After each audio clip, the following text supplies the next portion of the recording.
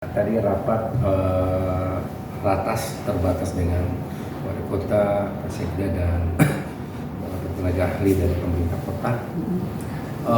Yang kita bahas adalah tentang digitalisasi perparkiran.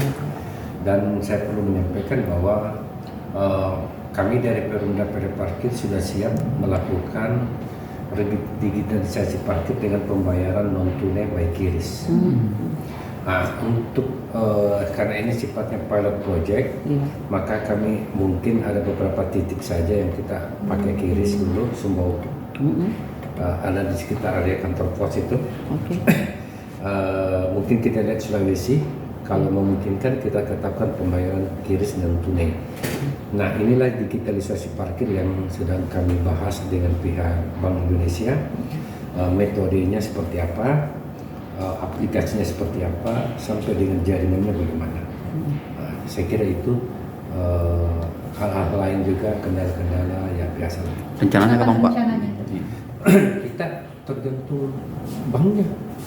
Kami mau cepat, tapi kalau banknya belum siap, kan ini kan berbayar aplikasi. Berarti aplikasinya disiapkan oleh Bank Indonesia? Iya, QRIS. QRIS. Jadi kan nanti kan harus masuk di Perumda Parkir berapa, masuk ke jungkir berapa.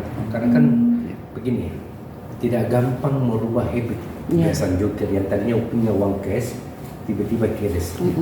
Makanya sampaikan pihak bank, tetap jungkir bisa dapat uang cash uang dengan ketetapannya adalah terbagi. Perumda sudah dapat berapa, karena bagi hasil jungkir dapat berapa. Jadi tetap dia pulang bawa uang cash tapi dalam bentuk QRIS.